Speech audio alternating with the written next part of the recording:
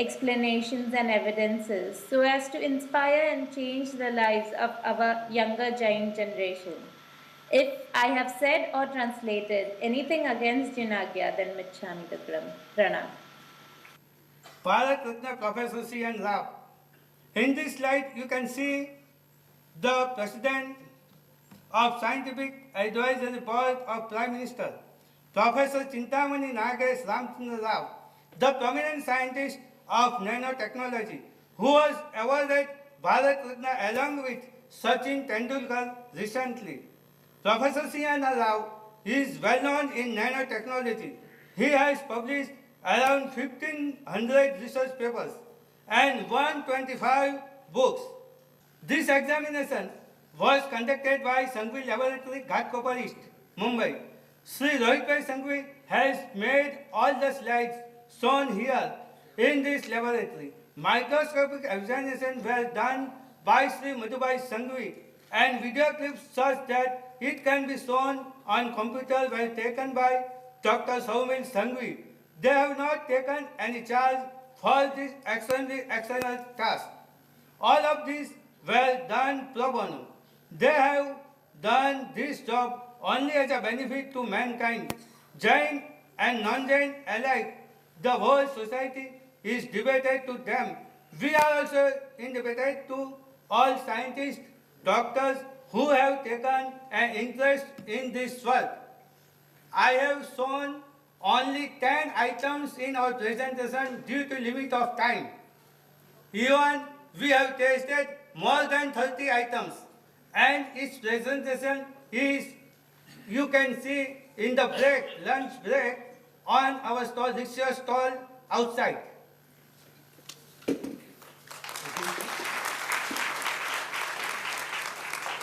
Now we'll go to the next speaker.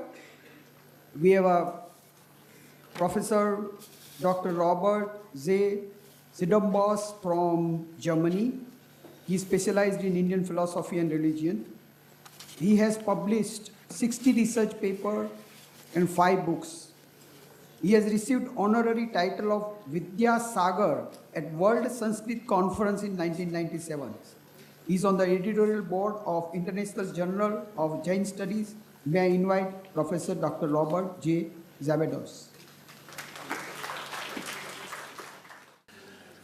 Moksha margasya netaram, betaram karma bhubratam, nyataram sarvatattvanam vande tadguna labdaye. Ladies and gentlemen, I will speak here today as a historian of philosophy and a student of Indian culture, who for the past 15 years has been teaching as a professor of Indology at the University of Munich, the largest and foremost university in Germany. In the context of the present conference, a discussion of the image, the popular perception of Jaina, and more generally, Indian philosophical thought is appropriate. Because, why is it appropriate? Because what today has come to be known as the basic mentality of science, or as I prefer to say, the scientific mindset, is a particular way of viewing the world and life that has come into existence in Western Europe under very specific historical circumstances. The exploration of the universe and of the human self is universal and of all times. However, it is a fact that the natural sciences, as they are practiced worldwide today, follow an intellectual pattern that has developed in 4 countries: France, Great Britain, the Netherlands, and Germany from the 17th century onwards. From there, this mode of thought spread throughout Europe and its cultural satellites, such as the Americas. And through the practical application of these sciences in the form of technology, it is spreading throughout the world, for instance, through IITs. To understand how a modern person with this scientific mindset sees Indian and Jaina philosophy, it is therefore necessary to understand a few crucial elements in the history of Western European intellectual culture. Or, to say it differently, the cultural dialogue between Jaina philosophy and science is essentially a dialogue between Jaina philosophy and modern Western European philosophy. A much more detailed version of what I will say today will be found in the yet-to-be-published volume of the Proceedings of the Conference. And in the 20 minutes which have been allotted for my talk today, I will limit myself to a few main thoughts. And these are based on my own studies, as well as on my experience of having taught Jainism in Munich for the past 15 years. Now, all science and scholarship is based on data, facts, and the interpretation of those data. Data simply are there. But what we do with those data in our thinking is a matter of philosophical attitude. Which connections do we see between data, but also which data we recognize as valid, and also the questions which we ask. The big existential questions concerning human nature, the essence of being human, the meaning of life, and therefore also questions of ethics, are questions that traditionally were answered by the world's religious traditions. There is, however, a fundamental, radical difference between the traditional European religions and those of classical India. Judaism, Christianity, and Islam, the so-called Abrahamic religions, which share a common historical root, are revealed religions. God, so it is believed, has spoken to mankind. His words are recorded in scriptures, and they are law. A believer in those religions cannot question those words. He cannot scrutinize them. At best, he can interpret them. To simplify the matter only slightly, because the basic notions of these religions were given as law, they demanded faith and not rational analysis. Throughout the history of Christianity, philosophical inquiry was subordinated under the authority of the Church. The Church claimed for itself an absolute authority concerning all intellectual matters and used a variety of means to silence the voices of free thinkers whenever what these voices said displeased the Church. These means included physical torture and the death penalty. This was possible through manipulating the fears of the uneducated masses. Very importantly, the Church also abused the faith and the trust which the people placed in it. From the 15th century onwards, the so-called Renaissance period, intellectual resistance to churchly authority slowly grew. This intensified in the 17th century, the so-called Enlightenment period, and culminated in 19th century France in a style of philosophy that is known as positivism. And this is the basis of modern science. Positivism should be seen, therefore, as the result of a long rebellion against religious authority. It is fundamentally anti-religious. The successful rebellion of positivism is based on the systematic study of material reality that can be perceived through the senses. Positivism and the sciences which developed out of it were felt by many as a kind of liberation. The study of the material universe had become free, but there were no means for studying the invisible. Typically, the modern Western sciences are rather weak in all fields of inquiry which demand introspection and self-analysis. Here, the traditional religious institutions retained their authority. And because the religious views concerning the self, soul, the meaning of life, questions of the afterlife, etc., simply had to be believed, there never was an urgent need to systematically study the inner life of man. So, to briefly summarize, what is science? It is based on a variety of philosophy known as positivism. It recognizes only materially observable and quantifiable as valid data. And pure science, therefore, has no view of the self or soul. Consciousness remains a mystery, and there's hardly any objective basis for ethical thought. Now, the great strength of the tradition of intellectualism in India is that already at a very early stage of development, roughly 3,000 years ago, the thinking, conscious subject, that is, the mind, the workings of the mind, were the object of very fine and detailed analysis. And for this reason, fields of study such as linguistics, psychology, and mathematics reached a very high level of sophistication long before anything comparable was reached in the West. Typically, the terminology that is found in the Sanskrit language for phenomena of the mind, consciousness, etc., is far more subtle and precise than what one can find in any Western language. But precisely here lies a problem. Indian philosophy has always had the conscious subject at the center of its attention. In other words, something that is invisible and is not objective according to the rules of modern science. Therefore, Indian philosophy is seen in the West as something fundamentally religious, and therefore it is suspect. It is a matter of purely personal faith. For the reasons which I have already given, it is very difficult for most Western thinkers to enter into a dialogue on an equal level with their Indian counterparts concerning questions about the non-material universe.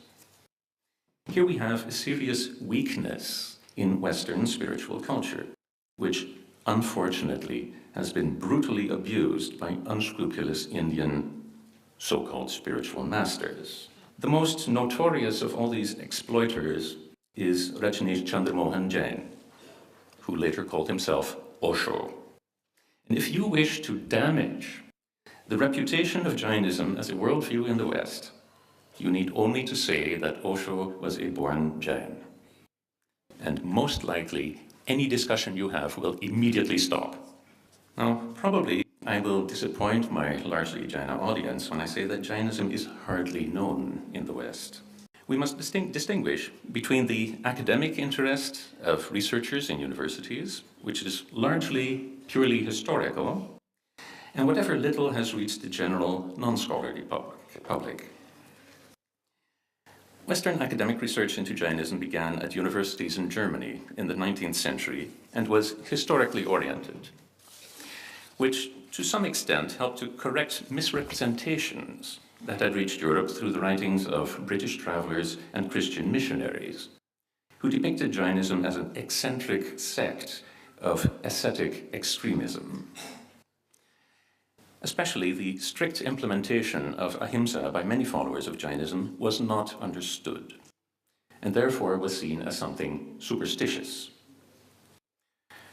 While academic, scholarly interest in Jainism has happily been growing, even though slowly in recent times, one problem in the popular perception of Jainism in the West lies in the self-depiction by well-meaning laypersons of Indian origin who often are unaware of how popular Jaina religious practices are misunderstood by the average Westerner. A religion that apparently consists of little more than vegetarianism and non-violence is seen as useless, also because it is not necessary to become a Jaina in order to be a vegetarian or a pacifist. It is only the totality of Jaina teaching, with its metaphysics, with its ontology and its epistemology, that can convince any outsider to the tradition that Jainism offers a meaningful alternative worldview. Now, after these words about the history and the present state of the image of Jaina in Indian thought in the West, I wish to add my views about how the future could, and according to me, should be. Many problems facing the world today are the result of the objective-subjective split in thinking that is characteristic of modern scientific thought. And that goes back to positivism and still further to the conflict between religious thought and scientific investigation in Western Europe. Scientific investigation divorced itself from introspection and self-analysis, divorced itself from man's inner life. And whether we are dealing with any of the major issues that are facing humanity today, whether it is global warming or overpopulation, the depletion of natural resources, environmental pollution, and numerous other such issues, the root cause of these problems lies not so much in a lack of knowledge in the natural sciences, but in human behavior, and in a lack of understanding of human nature, of the workings of the mind. Here I would like to quote Gandhiji, who said that there is a limit to human need, but not to human greed. The strengths of the Indian intellectual tradition lie in the acceptance of man's inner world as a decisive factor of change. Indian thought has never devalued the study of the mind, quite on the contrary. It has always stood in the center of philosophical thought. Nor has it ever underestimated the significance of the workings of the mind. The realization of the intimate connection between man's inner and outer worlds becomes immediately apparent in, for instance, the karma doctrine. Much of thinking about karma, for instance, what we find in Jaina karma granthas, essentially is psychology. Jainism is not a revealed religion like the Abrahamic religions which I mentioned earlier, those which have originated in Western Asia. And not only that, Jainism is an Anishwaravada, a fundamentally atheistic system of thought in the sense that there is no all-powerful divine being that has created the world, has laid down laws for mankind to follow, will judge humans at the time of their death, and whose statements are beyond questioning by intelligent people. As I have argued in an article several years ago, the religious laws of the West Asian religions are quasi-legalistic laws, whereas the religious laws of a system of thought such as Jainism are quasi-scientific laws. Here it is necessary to emphasize my expression, quasi-scientific, because Jainism is not scientific, it is philosophy. But the character of Jaina thought shows some similarities to scientific thinking. The inherent qualities of the jiva need not be merely believed on the authority of Scripture, but, so Jainism tells us, can be experienced through a systematic investigation of human consciousness and a conscious opening to other levels of human subjectivity. And this is experimental and empirical. The results of this exploration of the inner life are, more or less by definition, something that cannot stand the test of objectivity as understood by the natural sciences today. Here lies a weakness in science. However, this inner exploration can be discussed. Even if it is not objective, it is intersubjective. And this intersubjectivity is the basis for an open and impartial discussion. And this is essential for a broader acceptance of Jaina thought as a serious intellectual alternative, exactly as this has been the case in the very wide acceptance of Buddhism in the Western world. If Buddhism is thought to be something scientific or rational in nature, or if Buddhism is seen as a genuine alternative worldview among people whose thinking is characterized by the scientific mindset, this is because Buddhism also is basically atheistic and is seen as a conceptual framework that allows investigation, self-criticism, and open discussion, rather than mere obedience to select persons who are invested with authority by traditional rules that are beyond questioning and investigation. Now, this does not mean that, for instance, Buddhist religious teachers are not respected. On the contrary, many people in the Western world respect them more highly than Christian leaders, precisely because their authority is open to scrutiny. Now, I know I'm now going to say something that is very hard for many Jaina people, but I must say this. It must be understood that the Jaina fixation on food appears quite superstitious to the outside world. And this is also perfectly justified. It is quite clear that Jaina religious teachers in the past have utilized the virtue of ahimsa to persuade less learned and less intellectual laypersons in the Jaina community to follow otherwise very sensible rules.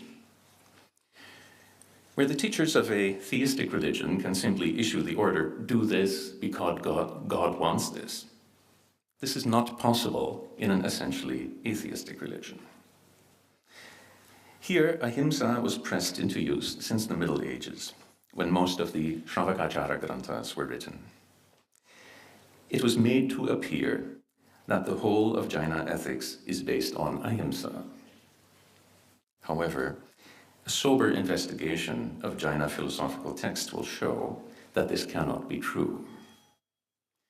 Jaina ethics are based on something else. They're based on bhedajnana, on the realization that jiva and ajiva are basically different.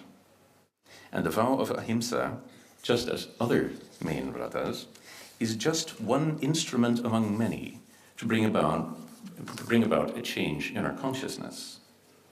Here I would like to refer to a booklet which appeared several years ago by a Pandit from Rajasthan, Pandit Paramchand Shastri. It was titled Jain Dharma ki Mula Samskriti Aparigraha. He argued that the basic vrata of Jainism is not ahimsa, but aparigraha, and there's actually much to say in favor of this view. Persons who speak in the name of Jainism need to emphasize the reason why ahimsa can occupy such a place of importance in the first place. And this reason is bhedajnana. And this also explains the meaningfulness of all other vratas. In other words, the whole of the Jaina ethical system. If Jainism is to receive greater attention and acceptance in the outside world, in the Western world, and as we know, this is more or less equivalent to saying acceptance by people with the scientific mindset, then Jainism's essential structural atheism needs to be emphasized. The German philosopher Friedrich Nietzsche pronounced a culturally very profound truth when he said, God is dead. This may not apply to all people, but certainly to the more highly educated and those who have grown up in a culture where science is seen as the only way to knowledge and truth. Modern man cannot accept commands from an imaginary friend in the sky anymore.